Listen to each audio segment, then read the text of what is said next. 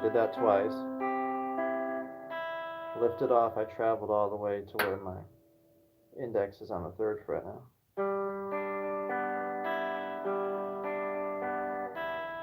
Remember on that last up pick I changed positions. It's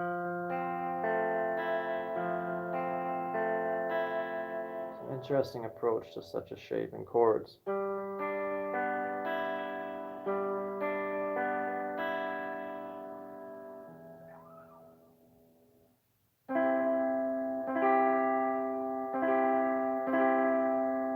So if the beginning thing I showed you about finger picking was too complicated, which it isn't, anyone could really do that.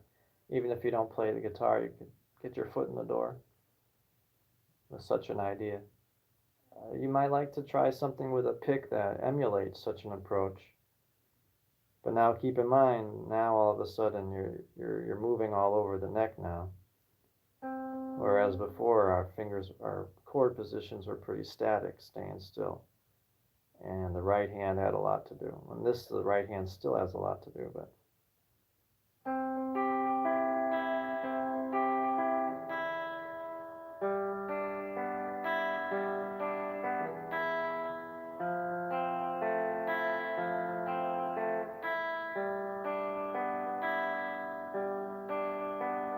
I'll show you slowly.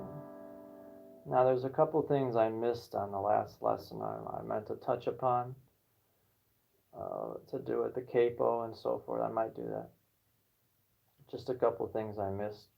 And I was thinking, one of them was with the D chord embellishments. Like adding on the pinky. That's one you can do. To the thinnest string, 3rd fret. Lifting off the 2nd finger, off the thinnest string. You heard me do that a lot in that song, Take This Job and Shove It, which I mean it. When I was going from D to G, I was strumming along, then I let off the 1st finger. Hear the difference? Slight difference in sound. Because how many songs have you heard that have some kind of motif where it's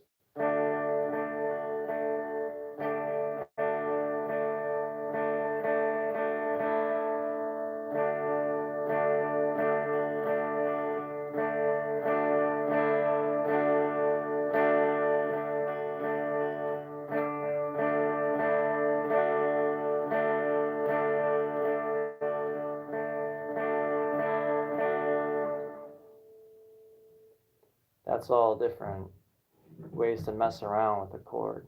And I think I left out the D the last. Imagine that. I'd like to get the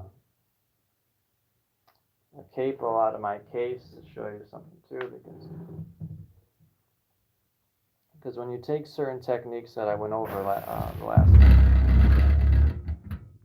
you add the capo, you can take these techniques and begin to play in other keys, because here's the thing, you might be playing along with a singer and you might say, I want to play a song by Elvis Presley, and you're all good with it, but the singer says, no, that particular key does not suit my voice, and you instead of reworking the entire song, you take the capo and apply it to the appropriate fret to where it suits the singer's voice the best, whoever the singer may be.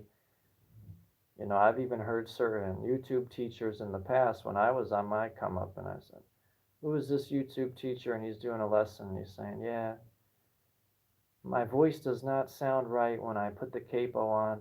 Anybody can say it. They've been playing for a long, long time. They'll say, this does not suit my voice when I have the capo or when I don't have the capo, but it works in reverse order. You might use the capo to get out of a situation to where you say, I don't want to relearn a whole song. Let me just put the capo on, play the song in a different way. And next thing you know, it suits the singer's voice. This is what I'm telling you. If you're in a situation with other musicians, you know, hopefully you find yourself in such a situation. So I got the capo right behind me in my case. I'm going to pop that.